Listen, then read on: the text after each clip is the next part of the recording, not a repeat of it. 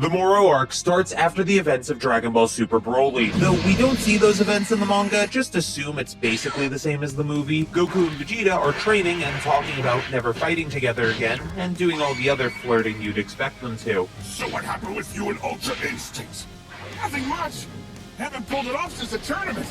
Their date gets interrupted by a call from Mr. Satan, who is being kidnapped, so he needs Goku and Vegeta's help. Goku tells Vegeta he'll teleport them both over, but Vegeta acts like a tsundere and says that he'll just fly there himself. Goku arrives first and handles the kidnappers. Vegeta gets there shortly after, but lets Goku handle it. One of the kidnappers hears Mr. Satan say Goku and Vegeta's names. He seemingly knows who they are and proceeds to effortlessly speed blitz both of them, defeating them both with a stun gun. He tells the others to take Goku and Vegeta as well. So with that, the kidnappers leave Earth. When the Saiyans wake up, they see Jocko and find out the kidnappers are actually the Galactic Patrol. The one who knocked out Goku and Vegeta is called Meris, and he's the #1 Galactic Patrol agent. He explains they kidnapped Boo because they need the Great Lord of Lords who slumbers inside of him. Apparently, 10 million years ago, 5 million years before Boo absorbed the Great Lord of Lords, there was a battle with the Planet Eater Moro. The Great Lord of Lords thought they had no chance of winning, so he gambles it all on locking away the Planet Eater's magic. It costs him his god power, but it works, and the Galactic Police, the predecessors to the Galactic Patrol, take Moro into custody since he was conveniently too strong to be killed. Even after 10 million years, he's still alive, and even worse, some of his magic has returned, so he was able to escape from prison. Unfortunately, Boo is sleeping when they need him for the 10th time this year, so it's impossible to reach the Great Lord of Lords at the moment. Goku says they'll help catch Moro, but Vegeta has something else on his mind. This Meris. I couldn't read his ki, but he's far from weak. He didn't just exploit an opening. He was agile enough to get the drop on us in an instant. That speaks to his skill. So Goku and Vegeta are temporarily inaugurated into the Galactic Patrol, and they get some cool logos on their outfits. We get a bit sidetracked by the Macarini gang, led by Pasta, who stole a train transporting an explosive material. It somehow feels like filler in a manga. The most important thing here is that this confirms to Vegeta that Meris is just far too fast and powerful to be an ordinary Galactic Patrol officer. Once they return to the Galactic Patrol HQ, they find Moro's location. Goku begins to sense in the direction he's headed, but Moro can tell that Goku was searching for him. Vegeta is shocked by this, but asks Goku what he was able to sense. A massive key signature? Perhaps something more like God Ki. No, his ki itself wasn't that huge, but it was terrifying. I've never felt anything like it. It was as if a whole lot of people were screaming in pain. Since he's a planet eater, his power is literally a mass of slaughtered souls, which is kinda edgy, but not too edgy, so it's pretty cool. On Moro's ship, he says to his ally Cranberry, "Someone is seeking me." However, he can't scan any more than that himself, as it takes a lot out of him. Cranberry is an ex-Frieza soldier who was captured by the Galactic Patrol. He escaped with Moro and told Moro about the Namekian Dragon Balls that would allow him to regain his magic. All Cranberry asks for himself is a single wish, to which Moro agrees. Our heroes also figure out that Moro's destination is New Namek. Goku and Vegeta teleport to New Namek before Moro can touch down, and this time they even hold hands. Meris was too distracted by his shipping dreams coming true to warn them not to confront Moro. When they arrive on Namek, they warn the Namekians, so they start to run away with the Dragon Balls. After they leave, Moro's ship lands and he exits. He tries to eat a Namekian child named Eska, but Vegeta acts quickly and saves him. You would dare interrupt my long-awaited meal? I have a troubled history with these Namekians. I did them untold harm. So no, I can't allow even one more of them to perish. And they are most certainly not your food. This is actually really cool to see Vegeta's regret towards the man he used to be. So Vegeta says he wants to handle Moro himself and turns Super Saiyan. He charges in, but Moro is easily able to handle Super Saiyan Vegeta, so Vegeta turns Super Saiyan God. Now it's starting to look like Vegeta will win, but Moro still has more power to show himself, in the form of his magic. Goku mentions that they know he eats life energy, and Moro compliments them for not being entirely ignorant. Then, as Moro lifts his hands, energy begins to spew outward from New Namek. Moro explains that instead of just eating the planet's life energy, he can manipulate it into the form of attacks. Vegeta tries his best, but after finding out that this attack costs Moro no stamina, he says he can't win. He asks Moro what his goals are, and after some convincing, Moro reveals that he's after the Dragon Balls, and he wants to use them to regain his former strength. And that's all Vegeta needed to hear. He calls Moro rotten scum that's worth killing for sure. Vegeta quickly turns Super Saiyan Blue and begins to easily beat Moro. You were concealing the strength? Like you were hiding your true intent? Everything is going well until Goku starts to notice something is wrong. Moro forms a huge ball with Namek's life energy. Vegeta says it's useless, but Moro doesn't use it to attack. Instead, he eats it and gains a massive power-up as a result. Vegeta thinks Moro's power-up isn't nearly enough and tries to transform to face him again, but I can't turn Super Saiyan!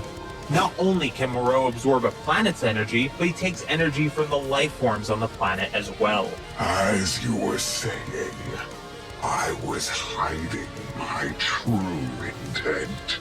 Goku jumps in to help Vegeta, but neither of them have enough energy to handle Moro now. Goku feels bad for the Namekians, but he knows they can't stay there, so he grabs Vegeta to teleport away. But Goku doesn't even have enough ki for instant transmission, which I think is a first for the series. With no escape, Moro grabs the two Saiyans and takes a large portion of their life energy. Then Moro begins to change. Incredible that the energy from a mere pair of beings could restore my flesh to this extent. With Vegeta and Goku handled, Moro and Cranberry begin to hunt the Dragon Balls. Back at the Galactic Patrol HQ, Boo has finally woken up, and they received a report that Goku and Vegeta's life signatures were detected on New Namek. They were actually saved by Eska and Elder Mori, though they were unconscious for 3 whole days. Luckily for them, Moro is taking his sweet time collecting the Dragon Balls because plot, I guess? So he only has 3 Dragon Balls as of now. The Namekians have a plan though. Their greatest warriors started assimilating in order to defend their world. Dozens of Namekians merge into one, and the resulting warrior flies directly at Moro. But without even looking at him, Moro impales the Namekians' greatest savior. Was this your savior by chance? Apologies. He was dead before I could even see his face. Vegeta realizes that Moro is using the villages to find the Dragon Balls, but right as he figures that out, Moro learns to sense the Dragon Balls directly, so hiding the final Dragon Ball just isn't an option anymore. Goku and Vegeta sense Moro approaching, and even on the brink of death themselves, they power up to face him one final time, knowing they'll likely die. But before they can, another ship shows up behind Moro's, and on top of it is Meris. He shoots down Moro's ship, and he uses a net specifically designed to trap Moro. It still won't hold the Planet Eater for long though, so their true plan begins, and Boo is dropped from the ship as well. Not only that, the Galactic Patrol were able to bring out the memories of the Great Lord of Lords. Moro and Boo begin to get angry at each other as they reminisce. Moro breaks out of the netting, and their battle begins. With the memories of the Great Lord of Lords and Boo's unique physical abilities, it seems like he can actually win this. Even Moro's energy absorption doesn't work, and it seems like Boo got a power-up from having the memories awakened. Meris tells him to steal away Moro's magic, but as he begins to, the sky turns dark. Cranberry has collected the final Dragon Ball. Before Goku and Vegeta can intervene, Cranberry wishes back Moro's full magical abilities. After getting his power back, he flies towards Porunga and kills Cranberry. Moro wanted a second wish after all, and since Cranberry used the first one to heal himself, that left nothing for the ex-Frieza soldier. Now it was time for the third wish. I wonder if you can grant this one.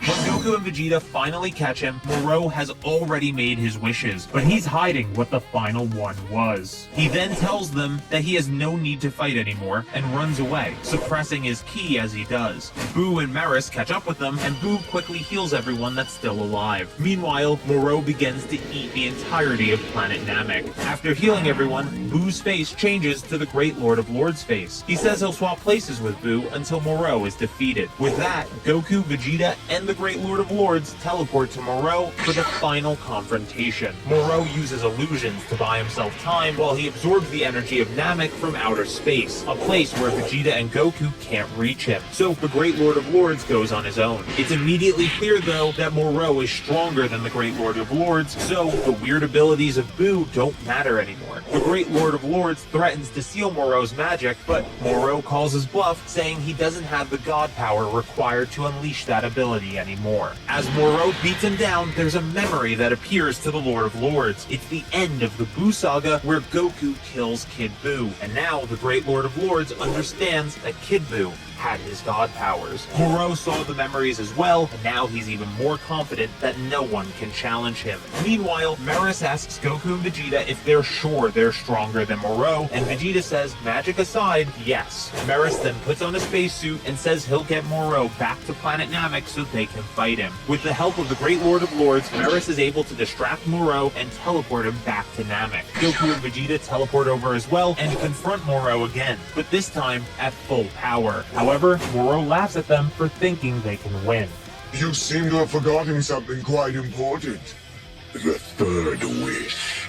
It's revealed that Moro wished for every Galactic Patrol prisoner to be released. Side note, waiting a month on a massive cliffhanger only to find out he wished for prisoners to be released was super underwhelming. Remember, Jocko could handle most of these guys himself. Anyway, the prisoners arrive on Namek just in time to facilitate Moro's escape. He empowers an army of them to battle Goku and Vegeta, and while they're easily beaten even with the power-up, Moro is slowly draining Goku and Vegeta's energy along with Namek's. It eventually gets so bad that they can't transform at all. Maris and Jocko jump in to help the Saiyans and the Great Lord of Lords retreat. But as Goku gets ready to teleport them away, Vegeta begins to rant about not liking weird techniques. Goku continues to reach out to him, but he refuses. Go ahead, Kakarot. This is where we part ways. Vegeta! Goku and the others return to the Galactic Patrol HQ, and Vegeta boards Agent Yuriko's ship, but they're not returning to the Galactic Patrol HQ. We're going to Planet Yardrath. The planet with all the weird techniques.